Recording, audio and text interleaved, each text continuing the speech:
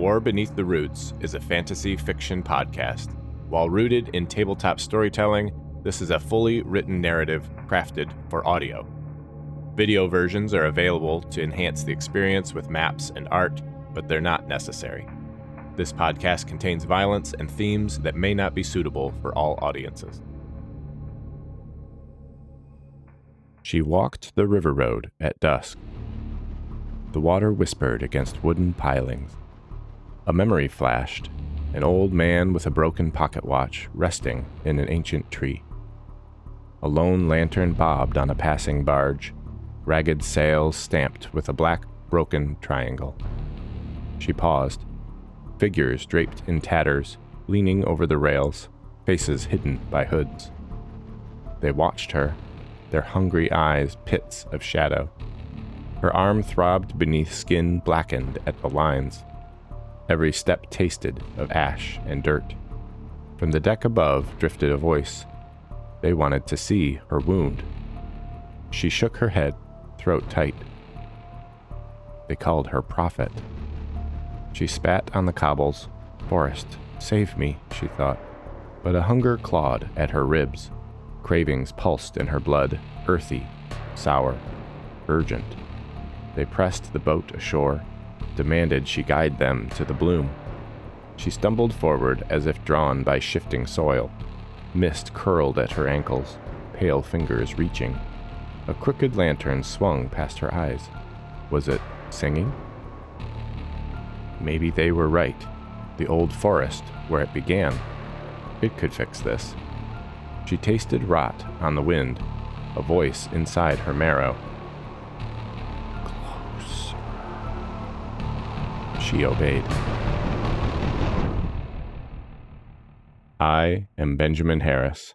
Welcome to War Beneath the Roots. Chapter 9.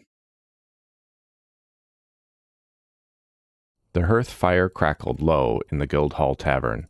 Morning light had crept in unnoticed, paling the red embers, but none of them moved to stir it. Blue owed Mr. E his life, and made no secret of it. He had told the others he was certain the magic that stitched him back together had drained Mr. E nearly dry. Mr. E lay on a cot near the corner, chest rising steady but shallow. He hadn't awoken since the battle outside the northern gate. Beam had hovered close for hours, releasing spores, trying every healing touch he knew. The city clerics had eventually come around and told them there were no wounds to seal, no bleeding, no fever, just absence. Outside, the city mourned the dead. Repairs were already underway, walls reinforced, quiet songs drifted from the temple. Markin stood by the window, arms crossed, gaze distant. I'm going to find Cassandra, he said at last, quiet but firm. I can't believe the Guardians sent her to the central landmass alone. Blue perched on the arm of a battered chair, shifted. One massive hand opened and closed. And Olathontor? He asked, his voice low, eyes hard. Markin turned. You think I've forgotten? No, Blue growled. But I'm not finished with him. Markin paused.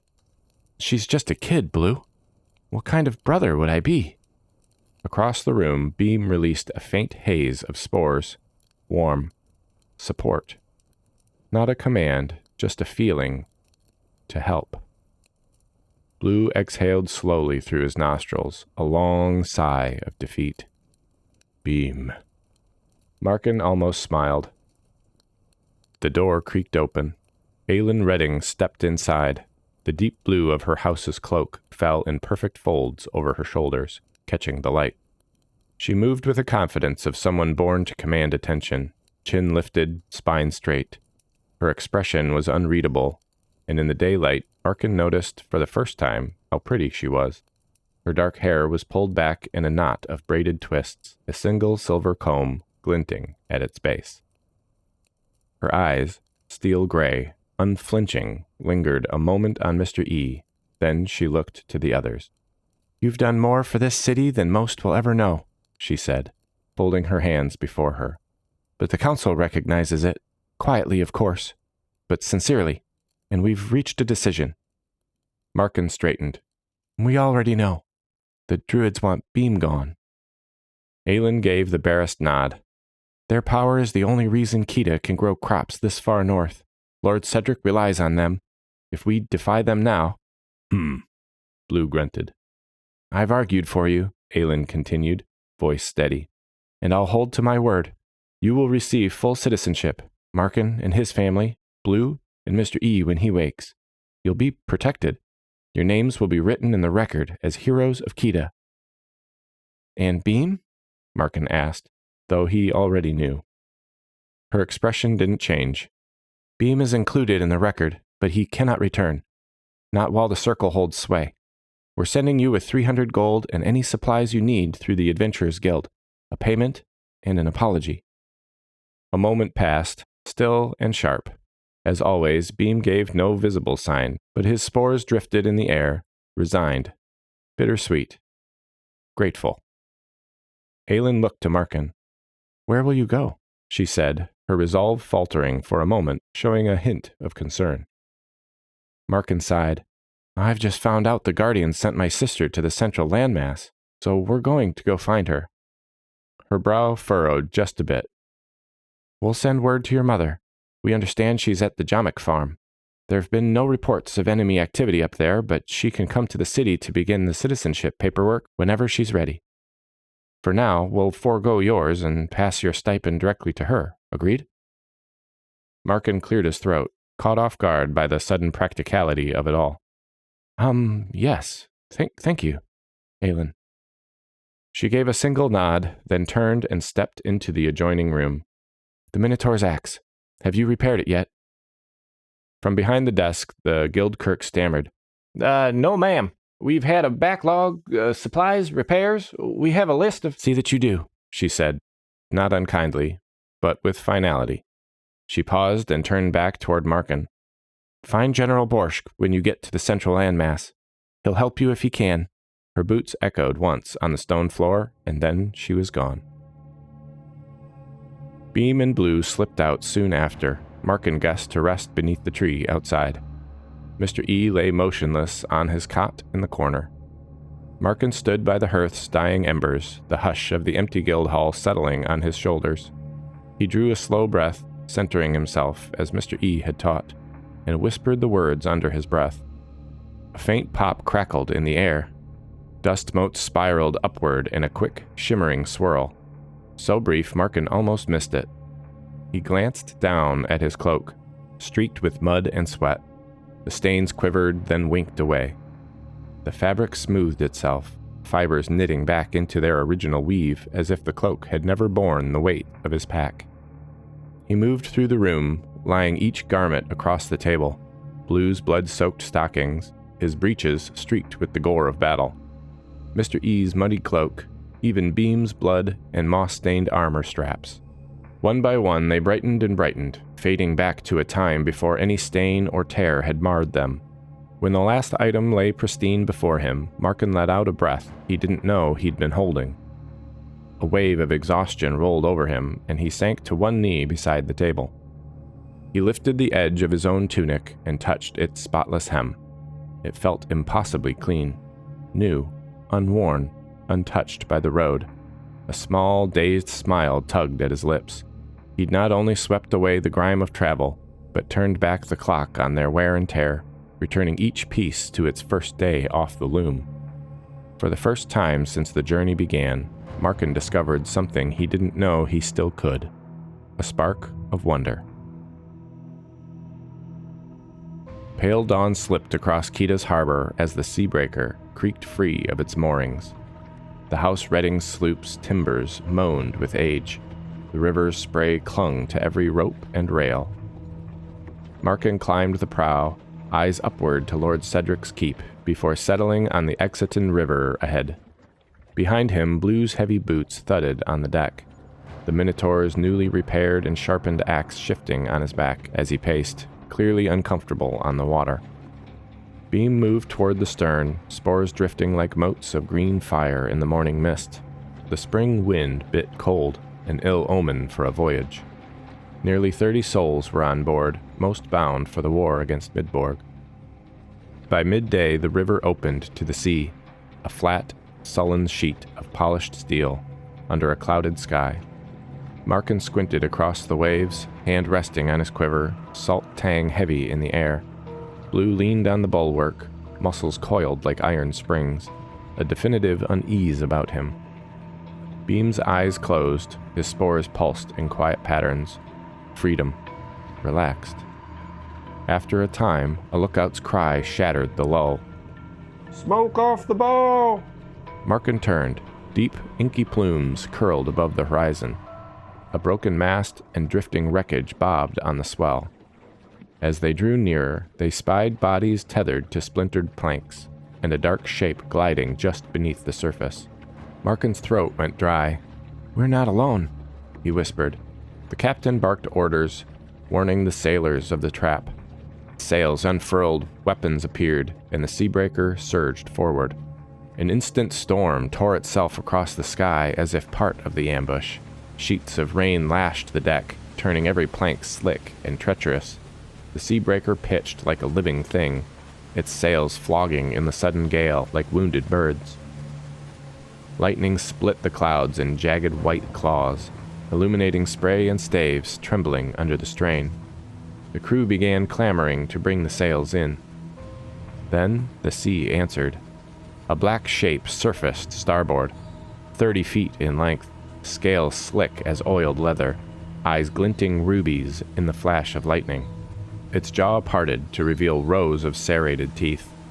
A black dragon had breached the ocean's skin, deadly as the deep itself. Crewmen screamed, scrambling for cover. Markin staggered to the rail, bow raised. The dragon struck the side of the boat, sending men tumbling, as if testing the sloop's strength before gracefully slipping back into the water. Blue plunged overboard without hesitation. The rain hammered his broad shoulders as he dove into the churning swells. Water roared over him as he vanished beneath the waves where the dragon had submerged. But the dragon arose portside. Markin turned and loosed 3 arrows in quick succession. Each hissed through the storm-dark air, thudding uselessly against the obsidian hide. The dragon's tail lashed the deck, sending men flying like ragdolls. Timber splintered, deck cables snapped. A loud snapping sound burst from the stern as Beam stood where the deck rails met, eyes aglow with white fire. His form shifted in hateful silence. Roots knotted into quivering arms, thick black fungus crusting his bark like hardened tar, limbs stretching into great mangrove-like limbs that lashed the air. From his trunk coiled 2 monstrous squid tentacles, suckered and dripping brine, each tipped with fungal barbs. With a roar that shook the masts, Beam leapt into the sea. The storm-racked deck heaved upward as he slid overboard, the dragon's great head rising to meet him. Underwater, Blue's lightning arced like glowing fractured glass, casting Beam's gnarled form, the dragon, and Blue in strobing light. Beam drove his fungus-tipped mangrove claws into the dragon's neck. The creature bucked, teeth lashing onto Beam's barnacled shoulder, a dark cloud expanding from the wound. Beam's long tentacle lashed around the dragon's maw, tearing at its armored throat. The worm thrashed, pumping water like bellows, trying to shake free, but every surge only tightened Beam's grip. Above, Markin rained arrow fire down through the waves. Useless. Blue's form reappeared as he gathered his breath, the water becoming dark once again. As he plunged back underwater, he was now directly above the dragon. It had broke free of the giant squid mangrove abomination, surging upward. Blue struggled to swing his axe underwater, but managed to put it between himself and the creature. Together, Blue and the dragon burst from the water, Blue trapped in its jaws. Markin loosed his arrows, clattering against its fortified scales. Blue swung his axe down into the dragon's neck, scales coming off in chunks. Markin braced against the rail and loosed an arrow. It flew true, piercing the dragon's bleeding wound where Blue's axe had hacked deep. The beast roaring a sound like 1,000 broken timbers before the mangle of dragon and minotaur crashed back into the sea. Foam and blood churned in the gale-whipped troughs. Blue's horns cracked with blue lightning, once again illuminating the underwater battle. Markin watched as one of Beam's tentacles surfaced, detached. Beam's last living tentacle lashed around the dragon's flank. Fungal barbs bit deep into the scaled flesh as he hauled himself into the beast, his mangrove claws injecting themselves between scales, turning every pull into agony. Blue struggled, half swallowed. Axe in hand, began pushing against the dragon's massive jaw. Markin struggled to tell where one creature ended and the next began when they suddenly burst from the waves. Rain-slick deckboards heaved beneath their feet as the crew loosed a storm of spears and arrows into the roiling swell. Beam's tentacles still coiled around the worm, his fungal barbs tearing scales free in ragged strips. Gouts of seawater and blood sprayed upward as the crew's weapons found purchase, embedding in the exposed flesh beneath. Markin drew his bow in a heartbeat and loosed a single shaft. It hissed true again, burying self in the dragon's chest. The beast released a deep, serrated groan. Blue hung from its jaw, yet no crushing snap followed. Around him flickered a golden, translucent haze, a ghostly dome that split the dragon's bite, holding its jaws just apart for a heartbeat. As the barrier vanished, Blue drove his axe home, cleaving the creature's throat in a spray of salt-tainted blood. Beam's fungal tentacles constricted once more, crushing bone and scale, until the worm's roar faltered, drowned by the sea. The storm abated as quickly as it had begun, proving the dragon its source. Beam's form rippled, roots and fungus receding, until he stood once more, weary but whole. Markin and the crew hauled them back aboard. The sea settled and the sails ceased their shriek. The storm's fury calmed, leaving the Seabreaker trembling, but intact, in the dark rising tide. Crewmen attempted to throw ropes to attach to the black dragon's corpse, an attempt to save the precious harvest. Beyond the black carcass, 2 corsair galleys slipped forward, prows carved into dragons, their black pennants flying free in the wind, no flag of Malcia. Markin helped Blue to his feet as best he could. A dragon and 2 ships? An ambush. Beam sat against the railing, spores releasing slowly. Rest. Run. As if on cue, the captain's voice cut through the hush. Forget the carcass. Ease the sheets. Helm hard alee. All hands brace around, catch her brisk. The corsair galleys kept pace for only a half-league before their dark pennants dipped and they peeled away, sails snapping in the dying wind. Relief washed over the Seabreaker's deck like a sudden thaw. Marks of battle, splintered wood, slick blood, still clung to every rail, but the immediate threat had fled. Blue steadied himself against the rail. Axe sat in a pool of blood beside him.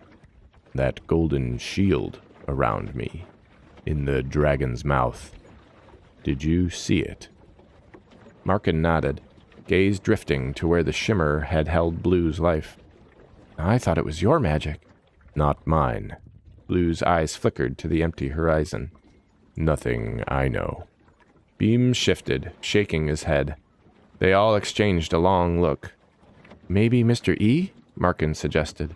Or the dragon. No answers came drifting across the gray sea.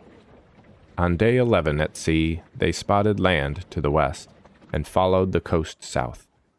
At dusk of the 13th, the creaking timbers of the Seabreaker scraped against a rocky jetty. Beyond, the lights of Anaden winked in the half-light. Once a quiet fishing village, now ringed with Malcian banners and the clatter of armored boots. Cannon smoke curled over smashed nets and beached longboats. Soldiers in tarnished breastplates patrolled the narrow lanes. Militia tents crowded the ruined docks. Markin hopped ashore, bow in hand, Blue at his heel.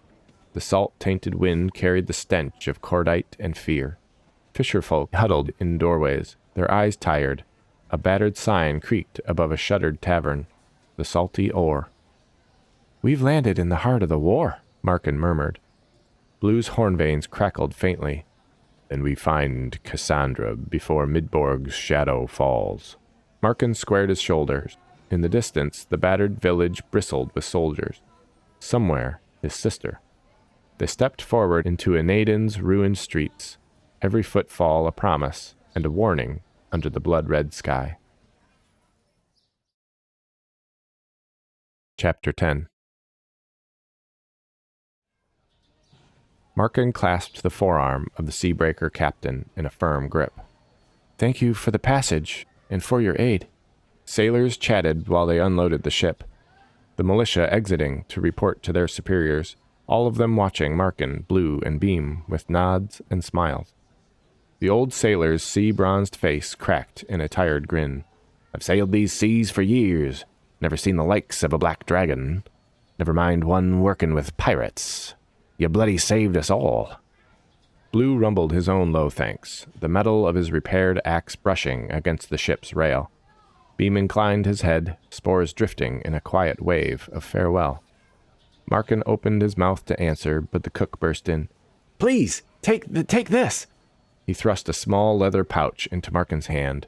"For the road. Gold from every man here. We owe you our lives, and we pray it helps you find your sister." The captain clasped Markin's shoulder.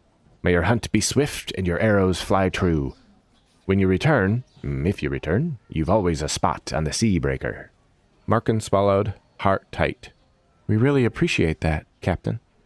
They stepped onto Anaiden's quayside, the stench of fish and tar thick in the air. Soldiers in battered mail clanked past, their boots sloshing through puddles. At the edge of the pier stood a broad-shouldered man in a captain's cloak of wolf gray, eyeing his new recruits as they reported in. Markin cleared his throat. Excuse me, sir. I'm looking for General Borsk." The captain's gaze slid over Markin, then to Blue, towering, horned, and scarred, standing a pace behind. His lips twitched into something like a smile. He spat into the water. "General's busy. He doesn't see every ragtag band off the boat." Beam's spores drifted between the two men, steady, insistent. The captain's eyes narrowed on the druid's living bark and dark, pulsing mushrooms. He straightened. "All right, inside the village. Follow the lantern-lit street until you see the yellow pendant. His tent's just beyond." Markin let out a breath. "Thank you." Blue gave a curt nod. Beam's spores glowed. They threaded through narrow lanes, shutters clamped tight against the wind, until they emerged before a ring of sentries posted before a massive canvas torch-lit pavilion tent. 2 guards barred the entrance. Markin raised a hand. "We'd like to see General Borsk." The first guard's lips curled. "The general would like no interruptions." "Please." Markin didn't flinch. "Aelin Redding sent us." The guard's sneer faltered. "So what?" Markin turned and caught Blue's eye. In the glow of the guard's torch, he saw the Minotaur's mouth curve into a low smile. "Cross Aelin Redding," Blue said softly. "I'd like to be here for that." The second guard stifled a cough. "Give me a minute," he muttered, and slipped in between the tent flap. The first guard looked puzzled. Moments later, the heavy flap parted. The second guard held it open, and they entered together. Torches flickered along the tent's ribs, casting dancing shadows across the low table strewn with maps and dispatches. At the far side, the rear flap rustled open, and a worn, commanding man strode in, flanked by 2 armored sentries. He was a mountain of a man, in battered plate, his scarred face illuminated by the torchlight. His gray beard was flecked with ash. He surveyed Markin, Blue, and Beam with steel-gray eyes.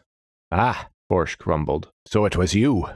I've a report of a boy, a minotaur, and a tree-man slaying a black dragon on the sea. See that the Seabreaker's crew is fed and paid, then I want their report."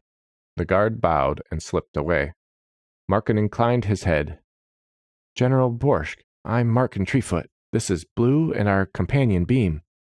Lady Aelin urged us to use her name, but we come on our own business." Borsk's gaze sharpened. "Not here to bolster the war effort, then? A pity. Speak." Markin drew a breath. "We seek my sister, Cassandra Treefoot. The druid circle outside Keita sent her here, to the central landmass. She may have passed through this village." The general's jaw clenched. He turned his head slightly, bellowing. "Frederick! Ledgers!" He paused, looking back to Markin. All boats from Malcia come through in Aden. If her boat strayed afloat, we've got record. A portly aide with fiery red hair ducked as he nearly stumbled through the tent flap, arms overflowing with notebooks. He dumped them on the table in a flurry of leather and rustling papers. What's the name? Date? Markin stammered. Cassandra Treefoot. About 2 weeks past, I guess? The general stepped back to the tapestry of maps and charts on the other side of the table. Meanwhile, word comes of a large Midborg convoy. Gunpowder, winter cloaks, siege tools, food, moving from Stoutford to Penley. If you find yourselves out that way, we'd appreciate some sabotage. Their route is far from normal. Before Markin could answer, the aide spoke again, rifling pages. Oh, here, Cassandra Treefoot. Guardian business at the Medi outpost. North, but not quite to where Midborg's landed. The general nodded as the aide tucked the ledgers away. And rumors of that blue mushroom spreading here. I'll admit you've got me a little spooked there, Tree Man. At any rate, any solid information on the rot would be more welcome than coin. He fixed Markin with a hard look. Good luck, Treefoot. This landmass, mostly independent city-states with their own laws and dangers, is as fascinating as it is perilous.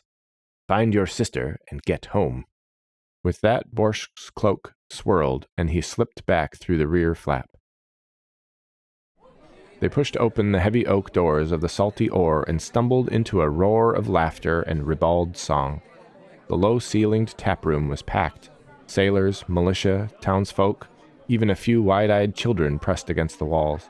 At the raised end of the long bar, half a dozen hearty voices joined in a boisterous chorus.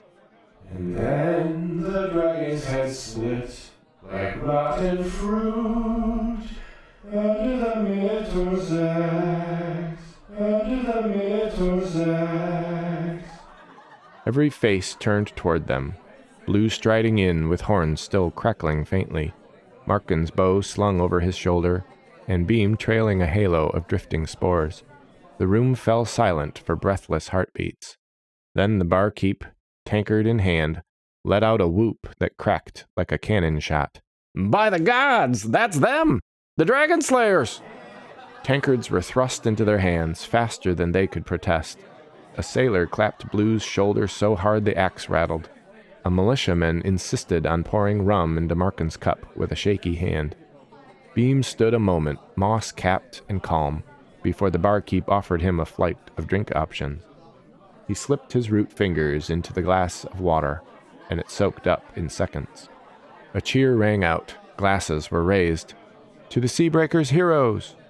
They drank deep, the tavern swelled with fresh song, an ode to lightning-veined horns and fungal claws. Embellished tales flew, 3 dragons, 10 corsairs, the Minotaur tearing the worm in mid-air. Yet the heart behind every cheer was real. For one ragged evening, they were more than fugitives or wanderers. They were legends. And as the embers of the hearth glowed behind them, Markin let the laughter wash over his scars, and for the first time in weeks, he felt like something more. Thanks for listening to War Beneath the Roots. If you enjoyed this story so far, consider following or subscribing and leaving a review. Until next time, keep your blade sharp and your fire burning.